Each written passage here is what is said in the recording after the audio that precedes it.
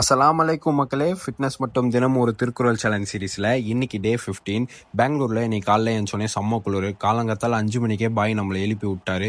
கேட்டால் நம்ம இன்னைக்கு மஸ்ஜித் போயே ஆகணும்டா, இன்னைக்கு வந்து ஒரு ஸ்பெஷல் ப்ரேயர் ஒன்று பண்ணணும் அப்படின்னு சொல்லிட்டு பெங்களூர்லேயே ஃபேமஸாக இருக்க பிலால் மஸ்ஜித் கூப்பிட்டு போயிட்டோம்.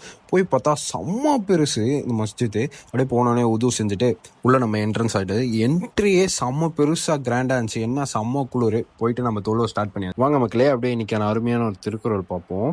கெடுப்பதுவும் கெட்டார்க்கு சார்வாய் மற்றாங்கே எடுப்பதுவும் எல்லாம் மழை. இதுக்கு பொருள் என்ன சொல்ல வராங்கன்னு பார்த்தீங்கன்னா, அதாவது இந்த குறளில் வந்துட்டு வானத்திலேருந்து பெய்கிற மழையோட 2 விதமான செயல்களை சொல்கிறாங்க. அதாவது இந்த மழை பெய்யலைன்னா உலகத்தில் இருக்க எல்லா உயிரும் எடுக்கிறதுமே இதே மழை தான். அதாவது மழை பெய்யலைன்னா நம்ம யாருக்குமே தண்ணி கிடைக்காது, எந்த பூச்சி புழு செடி கொடி எதுவுமே வளராமல் எல்லாத்தோட உயிரும் எடுக்கிறதுமே இதே மழை தான்.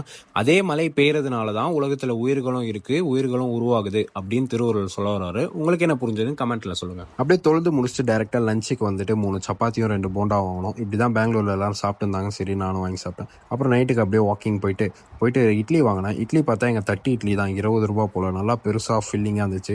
அப்புறம் நம்ம பைலட் வந்தார். அவர் கூட போயிட்டு இங்கே ஒரு தமிழ்காடு அக்கா வந்து மீன் விற்கிறாங்களா, செம்ம டேஸ்ட்டாக இருக்கும், நான் எப்பயுமே இங்கே தான் சாப்பிடுவேன் அப்படின்னு சொன்னால் போயிட்டு மீனும் வாங்கணும். ஒன்று 50 ரூபா தான். நல்லா இருந்துச்சு. சரி செம்ம காரமாக இருந்துச்சு மீன், ஏதாவது ஸ்வீட்டாக டெசர்ட் சாப்பிடுவோன்னு சொல்லிட்டு ஆப்பன்னு சொல்லிட்டு ஒரு கெஃபேக்கு தான் கூப்பிட்டு வந்தான். இது பெங்களூரில் வந்து பிடிஎம்மில் இருக்குது. இங்கே வந்து ஹாட் சாக்லேட் ரொம்ப ஃபேமஸ் அப்படின்னு சொல்லியிருந்தான். கடையும் நல்லா கூட்டமாக தான் இருந்துச்சு.